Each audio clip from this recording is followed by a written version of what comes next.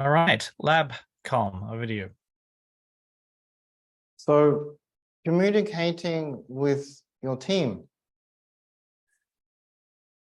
you've got to know what you want, and you've got to be able to communicate that, because your technician is going to build you something that he knows how to construct. And it may not necessarily be what you want, and it may not meet your goals. But you won't know this unless you have a diagnosis and a goal and a treatment plan, and to be able to communicate that.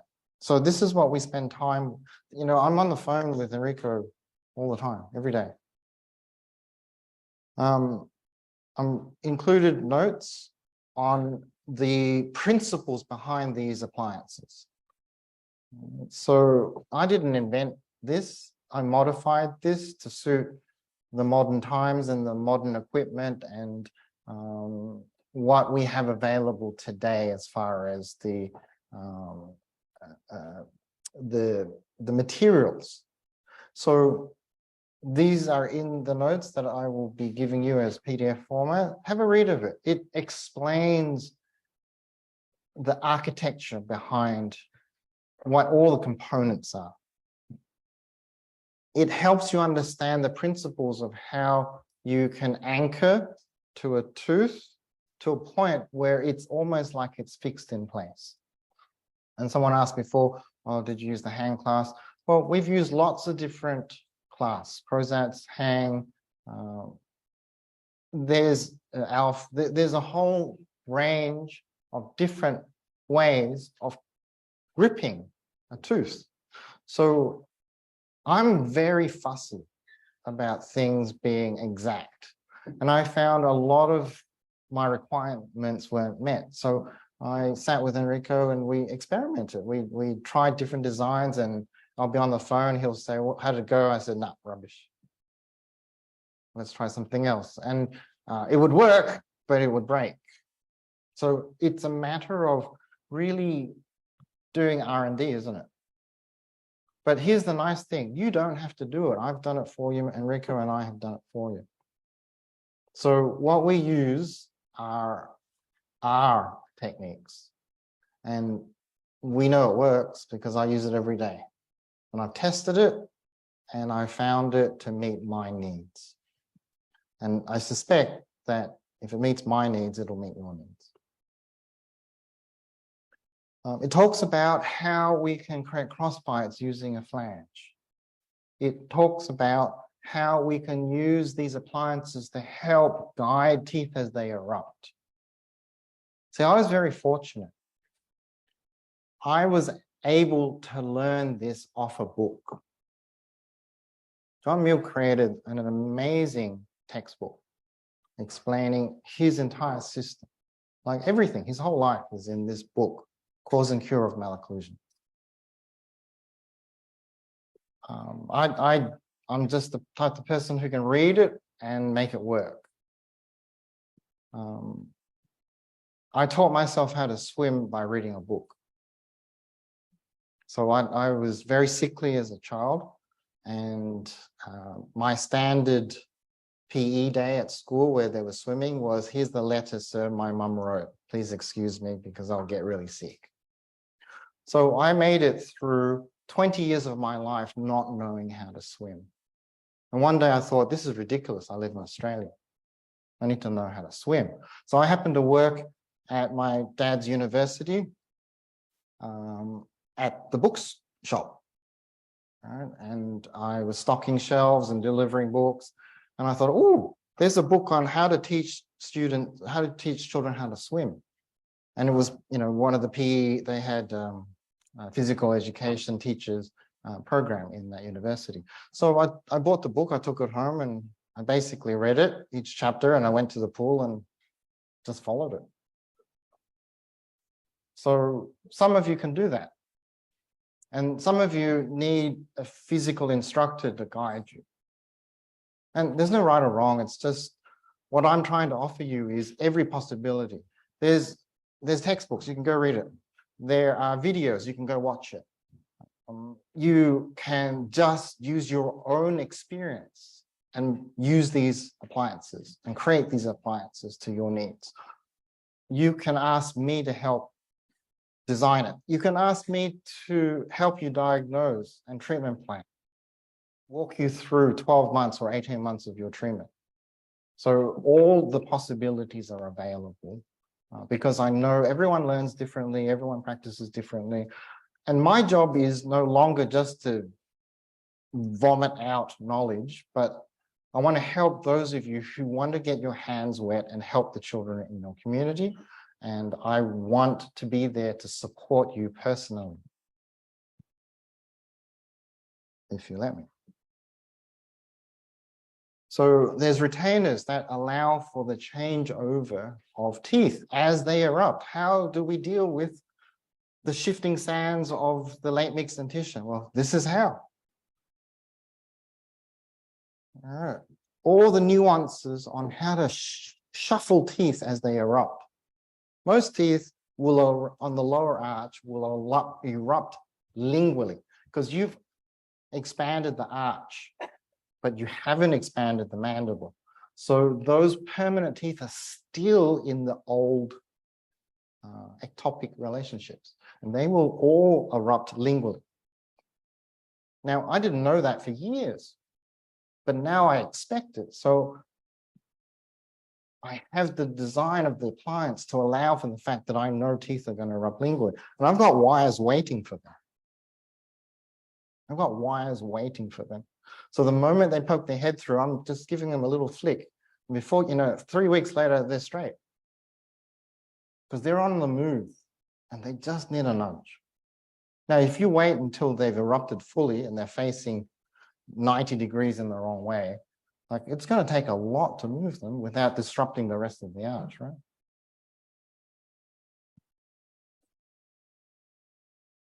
How to break habits. How to get rid of that mentalis weird reverse swallow. So the specifications of these appliances, you can expect that Enrico knows them because I've worked it out with him. But if you are the type who needs to know every little detail, and I hope that you are, because I'll get upset if I'm training you and you don't know these little details. It's all here. All right, all the little specs, how big are the wires, what type of wire, how many loops in the coil, all those things. What type of screw, what's the exact dimension that it opens up? Is it a 1 mil screw, or is it a 0.9 screw, or is it a 0.8 screw? Because each manufacturer makes a slightly different screw. And 360-degree turn, you think is 1 mil, but is actually 0.8 degrees, 0.8 millimeters. Right? But the lower screw, it's only 0.35 millimeters. Right? So all those little details I've kind of worked out because when I treated them all as what I assumed them to be, things didn't work out the way I hoped.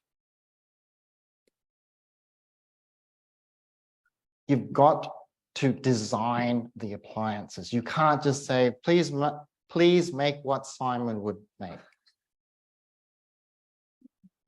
Okay, because my appliances are all custom and different depending on the circumstance. And Enrico is a technician. He's not a dentist. He's not an orthodontist. It's not his job to design your appliances. It's your job to design your appliances. We've gotten lazy and we've expected our technicians to make things for us. And they're really good at it, but it's a generic, here you go. So there are specific millimeter by millimeter dimensions that I like. Now, Enrico hated me for half a decade. When my number came up on his phone, I could hear him sweating. You know you can't hear people sweat, right? But I could. So I got tired of telling, so I started drawing. And I hope that you will too. right? Start drawing. If you design the appliance, then you will know what each part does and how it affects the tooth. And all of a sudden, you'll have an idea of, okay, where are we now? Where do I want to be? What can I use to get me to where I want to go? Not wide enough, I need a midline screw. I got a tooth displaced, I need a wire against it. Is it too far buccally? I need the wire to wrap around it buccally. Is it too far palatally? I want a wire that engages it palatally.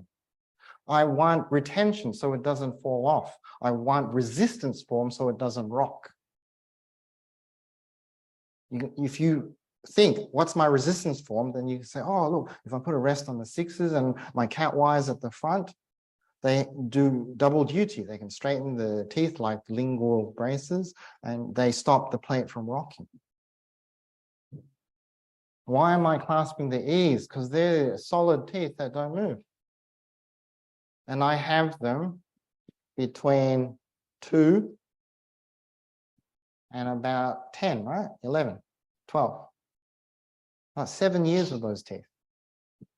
They're my favorite teeth for postural orthodontics. But what if I don't have them?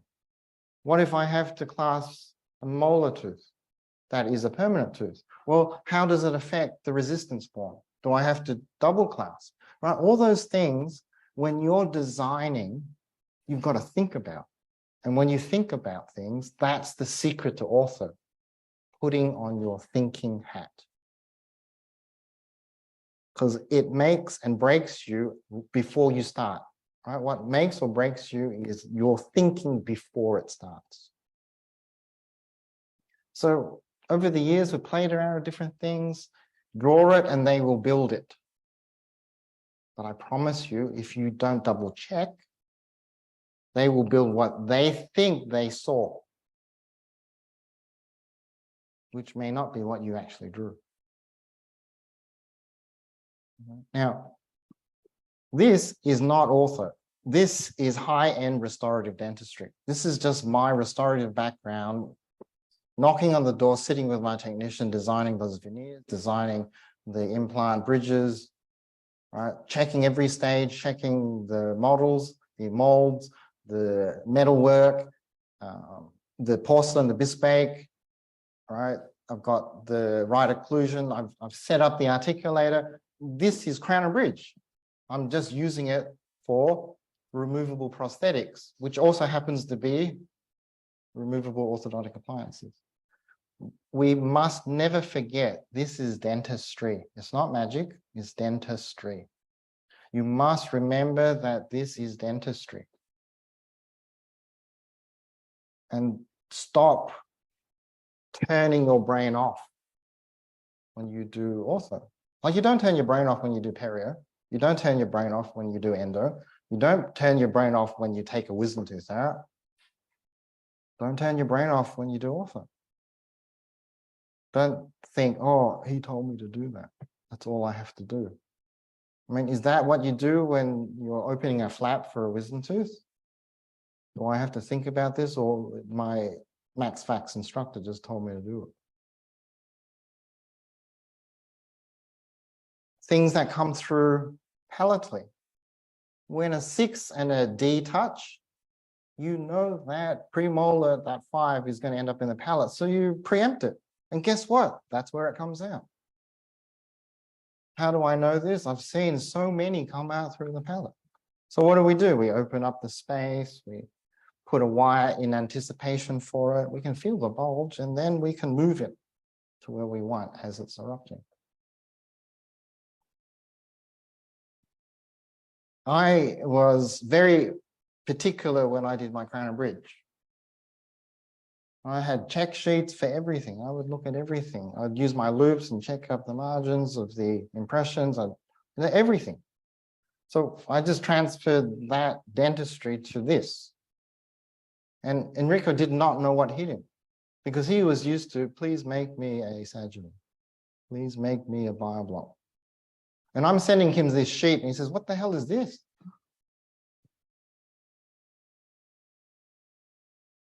And I would ask for progress images. just like I do in my crown and bridge.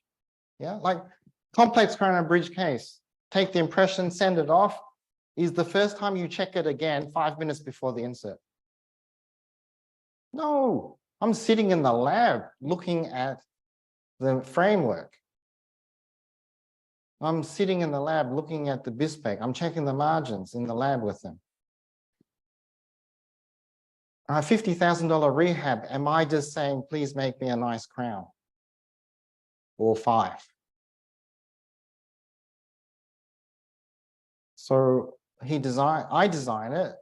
I check to see if he's followed the design. So we go through check sheets. Lots and lots of things go wrong. Lots of things go wrong. Why doesn't it fit? If the model is damaged, it will not fit in the mouth. When the model is made out of resin, it won't get damaged. And if it's returned on the model, it'll snap in place. How long did it take me to figure that one out? 10 years. It took me 10 years. I'm thinking, we've been doing this 10 years. I still spend 10 minutes inserting it. Why can't I insert it in 3 minutes? And it's because the models are damaged. The wire fits on the bent, destroyed crown on the stone, but of course it can't. There's no groove in the enamel. So just this has made it possible for Enrico to help everyone around the world. Because every appliance we make fits in 5 minutes. Because it's built off a resin model that isn't damaged. This is what we used to get. Just rubbish. Like if you get your solid back from the lab to try your crown and the solid is damaged, how do you know that the crown is going to fit? It's the same principle, right? So all these little things you can only see when you're looking for it because you've experienced it, you've lived it. And you will need 45 minutes to fit an appliance. I will need 5 minutes to fit an appliance.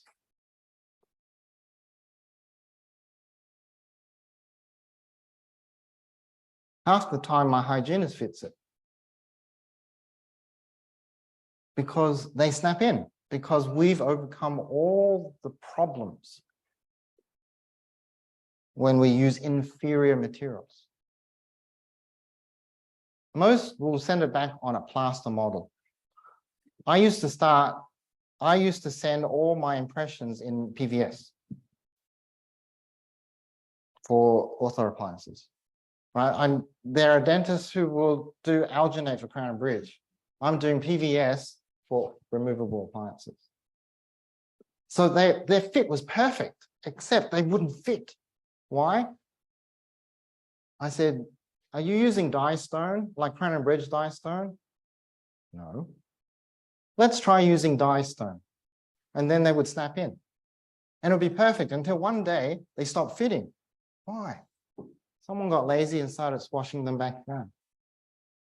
As opposed to respecting the technique that I teach everyone, left clip, left plastic, right clip. The technician would be quick, oh, it's busy day, squash it down, send it back. The moment they squash it down and send it back, it will not fit in the mouth anymore because the wires are bent. Now I know this, so I just tweak the wires because I know the model is damaged and snap, snap. But you will spend 45 minutes not knowing why the hell this doesn't fit, even though I've seen it on Simon's video, it just goes snap, snap. It was because I had 10 years of it not going snap, snap.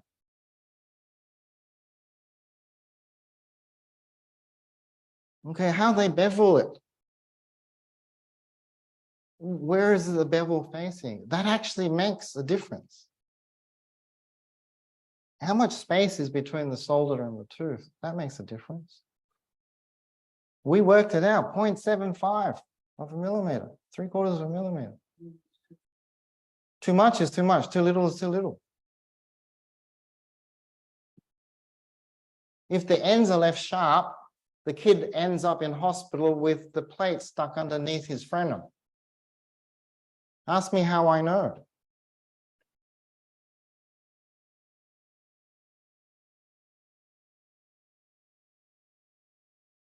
If the tags aren't looped, the wires just spin round and round and round.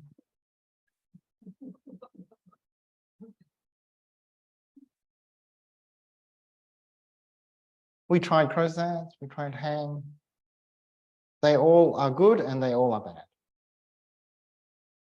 But I don't want acceptable. I want snap, snap. I don't want them saying, I think his tongue tie has been released, Simon. But there was a lot of blood.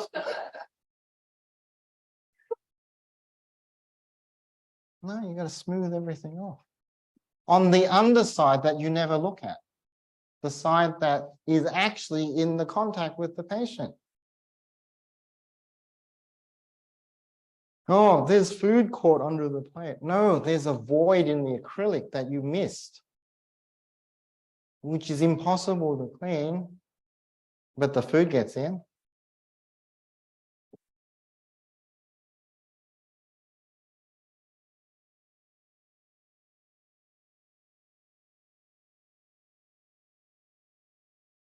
There's a biological tolerance, and it's different upper to lower. What we want is semi-rapid expansion on the upper and slow expansion on the lower. So I've worked out the rate. I worked out what rates work and what rates don't work. I worked out what rates give the kids ulcers and what rates don't. All right, you can experiment and find out. But you've got to remember, every lab will give you a different screw. And if you don't know the reference number of that screw, you won't know how much it opens at each 360-degree rotation. And you won't know that that screw you thought was a 0.35 millimeter screw is actually a 0.8 millimeter screw. And if you follow my protocol using the wrong screw, you'll get a call on the weekend saying he's got an ulcer.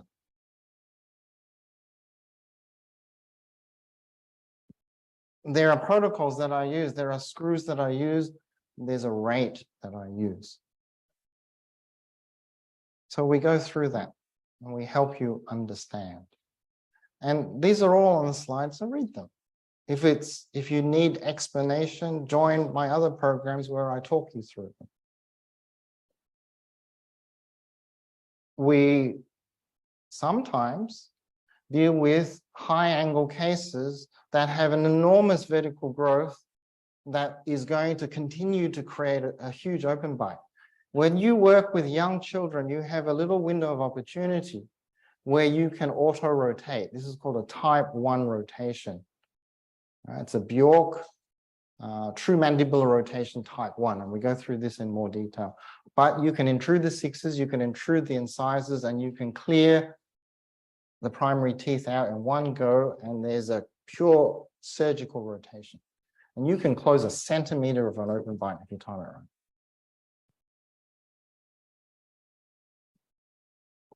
We've got reverse pull headgear that we use, and you can use all sorts of things. But you have to understand what it is that you're trying to achieve. And if it's a class 3, is it a high angle 3 or a low angle 3? Because you have to treat them with supplemental differences. A high angle 3, you just pull. And you get more high angle. A low angle 3, you pull and you get a class 1. So you have to understand a high angle class 3, you've got to pull and you've got to get them chewing to close, to hold that vertical. So it's this understanding that is important. The main thing is I have a system where I teach the children to use the space that we create. Remember, we create space with appliances, and then we train them to use that space wisely. Training them to use the existing space wisely is a waste of time. expanding and creating space without training them to use it is a waste of time, which is why phase 1 therapies always fail, because they either use appliances alone or exercises alone. For some reason, no one joins them together. Make space, use it wisely. All right, so that is lab communication. Right on time. So Q&A for 10 minutes.